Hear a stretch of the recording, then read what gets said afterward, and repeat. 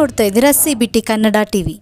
September 1 Krishnarajapete ಪಟ್ಟಣದ ನಾಗಮಂಗಲ ರಸ್ತೆಯಲ್ಲಿರುವ TAPCMS ಸಭಾಂಗಣದಲ್ಲಿ ಕೃಷ್ಣರಾಜಪೇಟೆ ತಾಲೂಕು ಛಾಯಾಗ್ರಹಣ ಸಂಘದ ವತಿಯಿಂದ 1ನೇ ವರ್ಷದ ವಾರ್ಷಿಕೋತ್ಸವ ಸಮಾರಂಭ ಹಾಗೂ 185ನೇ ವಿಶ್ವ ಛಾಯಾಗ್ರಹಣ ದಿನಾಚರಣೆಯನ್ನು ಸಮಾಜ ಸೇವಕರು RTO ಅಧಿಕಾರಿಗಳಾದ ಮಲ್ಲಿಕಾರ್ಜುನ್ ರವರ ಅಧ್ಯಕ್ಷತೆಯಲ್ಲಿ ಜ್ಯೋತಿ ಬೆಳಗಿಸುವ ಮೂಲಕ ಚಾಲನೆ ನೀಡಿದರು. ಈ ಕಾರ್ಯಕ್ರಮದಲ್ಲಿ ಛಾಯಾಗ್ರಹಣ ವೃತ್ತಿಯಲ್ಲಿ ಸೇವೆ ಸಲ್ಲಿಸಿದ ವಿವಿಧ ಗಣ್ಯರಿಗೆ ಗೌರವಿಸಿ ಸನ್ಮಾನಿಸಲಾಯಿತು. ಈ ಕಡೆ ನಿಂತ್ಕೊಳ್ಳಿ, ಸರಿಯಾಗಿ ನಿಂತ್ಕೊಳ್ಳಿ ಅಂತ ನೀವು ಪಾಸ್ಪೋರ್ಟ್ ಸೈಜ್ ಇಂದ ಹಿಡಿದು ಪ್ರತಿಯೊಂದು ನಮ್ಮ ಅನುಭವ ಆಗೋದು ನಮ್ಮನ್ನು ಸರಿಪಡಿಸೋದೇ ನೀವು ಆ ಸರಿ ದಾರಿ ತೋರಿಸೋಂಥ ಹುದ್ದೆಯನ್ನು ನೀವು ಆಯ್ಕೆ ಮಾಡ್ಕೊಂಡಿದ್ದೀರಿ. ಯಾವಾಗ ರೀತಿ ರಾಜ್ಯದ ಮಾದರಿಯಾಗಿ, ಯಾಕೆಂದರೆ ನಮ್ಮನ್ನ ಇವತ್ತೇನು ಧ್ಯಾನ ಮಾಡ್ಕೊಂಡಾಗ ಚೆನ್ನಾಗಿ ಕಡೆ ಫೋಟೋ ಹೊಡ್ಕೊಂಡು ಕೇಳ್ಬೋದು. ನಾವು ಇವತ್ತು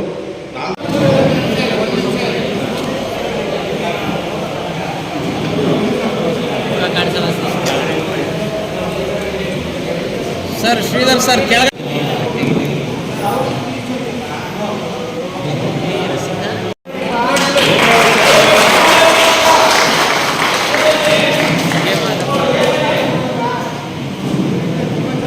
ಬೇಡ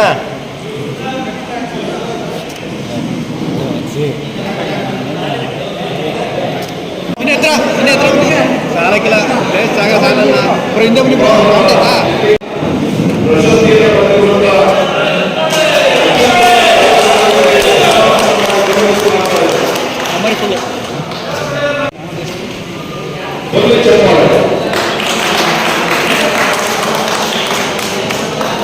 ವಿನೋಣ ದುಡ್ಡು ಕೊಟ್ಟಿಲ್ವಾ?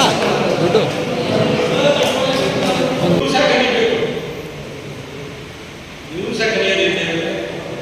ಇನ್ನೂ ಹೆಚ್ಚು ಹೇಳಿದ್ದೀನಿ ಅಂತ ಹೇಳ್ಕೊಂಡು ನಮ್ಮ ತಾಲೂಕಲ್ಲಿ ಹೆಚ್ಚು ಛಾಯಾಗ್ರಾಹಕರು ಬರ್ತಾ ಇದ್ದಾರೆ. ನಮ್ಮೂರಲ್ಲೂ ಇದ್ದಾರೆ, ಬಡಿಯವರು ಇದ್ದಾರೆ. ಇತ್ತೀಚೆಗೆ ತಂತ್ರಜ್ಞಾನ ಹೆಚ್ಚಾಯ್ತಾ ಹೆಚ್ಚೆಚ್ಚು ಕ್ಯಾಮ್ರಾಗಳು ಯಾವ್ಯಾವ ಹೆಚ್ಚು ವಿಜ್ಞಾನದ ಕ್ಯಾಮ್ರಾಗಳೆಲ್ಲ ಬರ್ತಾ ಇದ್ದಾರೆ. ಅದರಿಂದ ಮುಂತಾಲಕರು ಹೆಚ್ಚು ಚೆನ್ನಾಗಿ ತೆಗೆಯುವಂಥ ಛಾಯಾಗ್ರಾಹಕರು ಬರಲಿ. ಅದರಿಂದ ನಮ್ಮ ತಾಲೂಕಿನ ಜನರಿಗೆ ಒಳ್ಳೆಯದಾಗಲಿ ಅಂತ ಹೇಳಿ ಒಂದೇ ಒಂದು ಪ್ರಶ್ನೆ.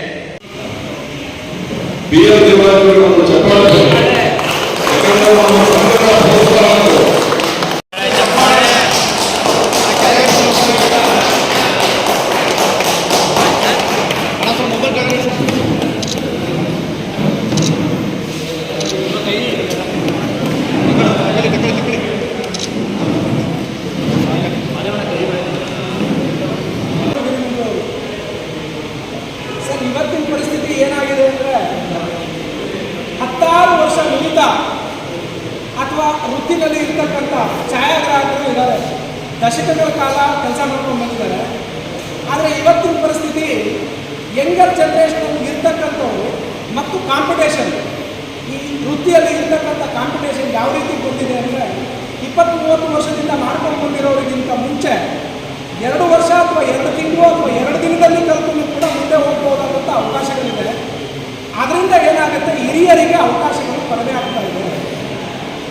ಇಲ್ಲಿ ಸಮಸ್ಯೆಗಳು ಬರ್ತಾ ಇದೆ ಸರ್ ಭಾಳ. ಅದಕ್ಕೆ ಇದ್ರ ಬಗ್ಗೆ ಅರಿವು ಆಗಬೇಕು, ಆ ಗೌರವ ಸಂಪತ್ತು ಆಗಬೇಕು, ತಿಳುವಳಿಕೆನೂ ಕೂಡ ಬೇಕು, ಕಾರ್ಯಾಗಾರಗಳು ಕೂಡ ಆಗಬೇಕು ಅಂತ ಹೇಳಿ ಆ ಕಾರ್ಯಾಗಾರಗಳನ್ನು ಸಂಪನ್ಮೂಲ ವ್ಯಕ್ತಿಗಳ ಮುಖಾಂತರ ನಿಮ್ಮ ಸಂಘ ಒದಗಿಸಿ ಛಾಯಾಗ್ರಾಹಕರನ್ನು ಉನ್ನತ ಮಟ್ಟಕ್ಕೆ ಕೊಂಡೊಯ್ಯುವಂಥ ಕೆಲಸವನ್ನು ಮಾಡಿ ಅಂತ ಹೇಳ್ತಾ ನನ್ನನ್ನು ಈ ವೇದಿಕೆಗೆ ಕರೆಸಿ ಅಧ್ಯಕ್ಷ ಭಾಷಣ ಮಾಡುವಂಥ ಕಡೆಗಳಿಗೆ ಅವಕಾಶ ಕೊಡಲು ಕೂಡ ನೀವೆಲ್ಲ ಸಾವಧಾನ